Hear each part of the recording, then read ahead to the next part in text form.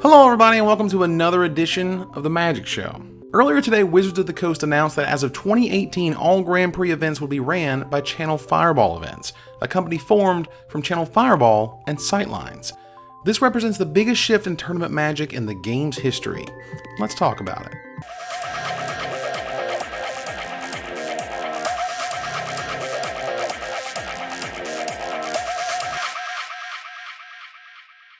Grand Prix events celebrate their 20th anniversary on March 22, 2017. 20 years ago in Amsterdam, the first Grand Prix event was held that featured an insane number of people at the time. 330 players, all in the same building, all playing Magic. Nowadays, it is a disappointment if an event doesn't reach at least 1,000 players. Those events are seen as the fringe, such as the 966 in Brisbane or 769 in Kuala Lumpur. Grand Prix events are also big business. It takes a lot of money to get convention center space, to hire administrative staff to prepare, to create marketing for the event, and to drum up enthusiasm. Grand Prix events make money through player entry and vendor participation. Up until today, there were a select core of people called PTOs, or Premier Tournament Organizers. I worked for one for a long time, and nothing I'm telling you today is a secret. However, going back, you'll notice that Grand Prix events used to be a lot cheaper, and just a few years ago began the hike into $40, $50, now $85 or higher dollar range. Why the change? It all comes back to judge foils. Turns out, Wizards of compensating judges at Grand Prix events in exclusive and expensive foils was not something that could continue, and those costs were passed on to the organizer who, turns out, passed them on to you. The trend of rising prices started in 2014, as on July 28th, the judge program announced that the Exemplar program, a fully community-driven initiative, would be determining who received judge foils, not Wizards of the Coast or organizers. As time went on, less GP organizers were in the program. On August 2, 2015, Legion Events announced that they were dropped as a premier tournament organizer for Wizards of the Coast. They had been running events since April of 1997. As of last year, only a handful of premier tournament organizers were left in the US. Many of these companies have employees whose job it is to run these massive events from beginning to end. Without Grand Prix events as a significant source of income, it is unclear what happens to them moving forward. Star City Games reported that they were offered the ability to submit proposals for the opportunity to run all of the Grand Prix events for next year, but they passed on doing so. However, we should try and analyze this from as many sides as possible to get the scope of what is going on here. We begin with the ChannelFireball Events perspective. Basically, all upside. For all intents and purposes, they have a monopoly on running Grand Prix events. They get to work with Wizards for the next year worth of GPs, create a series of events that works for all parties, and don't have to worry about stepping on other organizers' toes or having issues like 2 events on the same weekend. And of course, the new ChannelFireball Events company will enjoy the profits of such an endeavor, as they rightly should. But what does that mean for you as a player?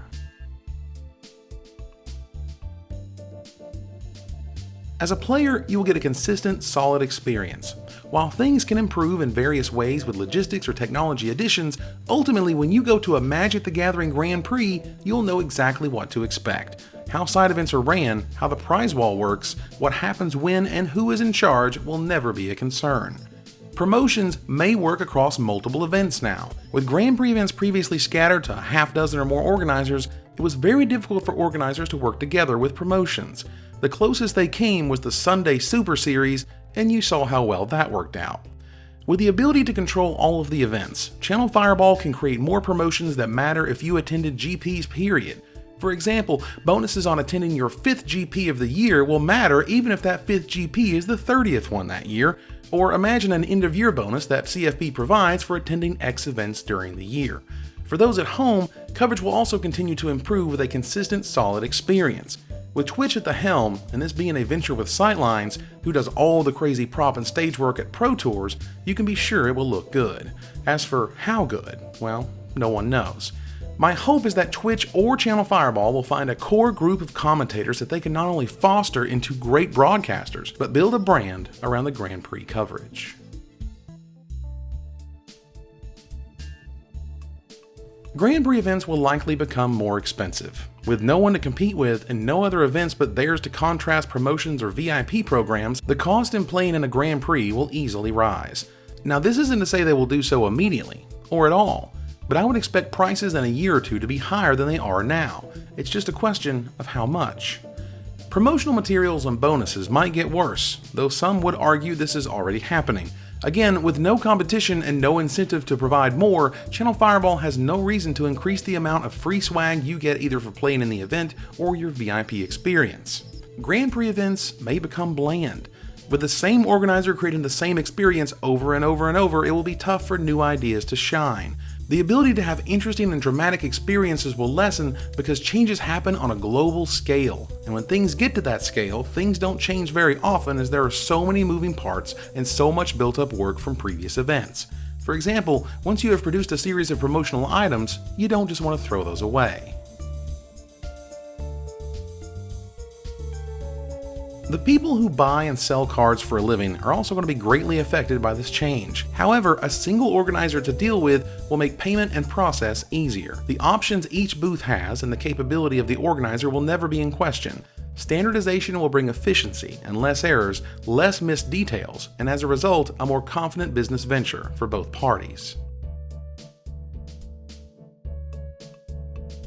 At current events, competition among tournament organizers means that prices vendors pay for booths is maintained and at a somewhat stable norm because of the pressure of other organizers providing the same access and sales ability for less.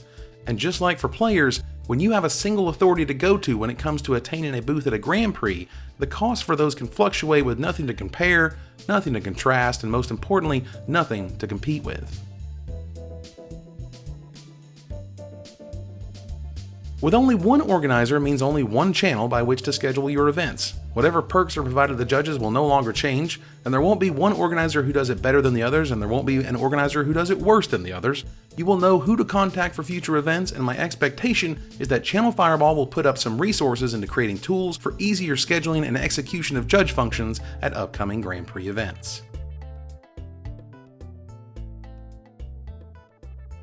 Having a sole group and/or person who controls judging at Grand Prix events gives that group or person a huge amount of control over a potential judge's career.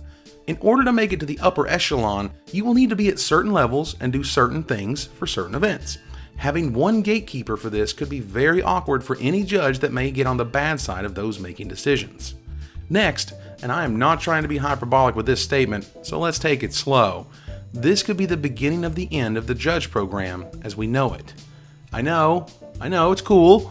Let's not freak out here. The point is, having volunteers work your events and/or convention has been a real problem in the past few years. In April of 2016, the second of 2 federal court cases was filed against Wizards of the Coast alleging that judges are actually employees of WotC and should be compensated as much. Both cases asked for class action status, meaning that if they win, every judge in the program would win too. The cases include back pay, compensation for missed breaks, unreimbursed expenses, penalties, interest, and fees, also known as stacks and stacks of money. The point is, while this is a problem for Wizards, it's not just Wizards of the Coast who are having issues. Conventions all over the country are suddenly removing the word volunteer from their helper requests and broadcasts. In the press release from Wizards, they note that fans choose to become judges out of a sincere love of the game and as a way to enjoy their favorite hobby. Fans are not volunteers because of the use of the latter runs afoul of the Department of Labor. How will this shake out? It is unclear. However, one of the first steps to getting the judge program out of Wizards' hair would be to have only one organizer responsible for the entirety of managing their involvement in Premier play.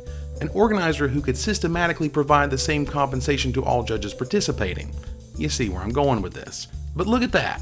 Another announcement. On the same day that Premier level play changed in an incredible, fundamental way, we also have this announcement which will largely get buried in the buzz about the GPs. Cutting off the ability for organizers to look up DCI numbers is a big concern among those who run smaller events, as Magic players aren't the most adept at keeping such information handy. What does this mean? I'm not sure, but it provides yet another layer of involvement in organized play that Wizards will no longer be a part of. Devil's advocate, this could be absolutely nothing. The systems are old, the ability to look up DCI numbers slows down events and really rewards those who don't bother remembering it because who cares, they'll look it up for you anyway. That said, you'll see the real test of this at the first large event it affects, Grand Prix Orlando, in just a few weeks. So now I give it to you, fellow Magic players. What do you think is the good and bad from all of this? I hope this video gave you some idea of the scope that this announcement has, and I'm sure there's plenty I could add to it. I remain hopeful because at the end of the day, I trust ChannelFireball to make the most sensible decisions for the largest amounts of players. Thanks for watching. If you enjoyed this, subscribe and know that every like helps. Until next time, Magic players, this is Evan Irwin, tapping the cards so you don't have to.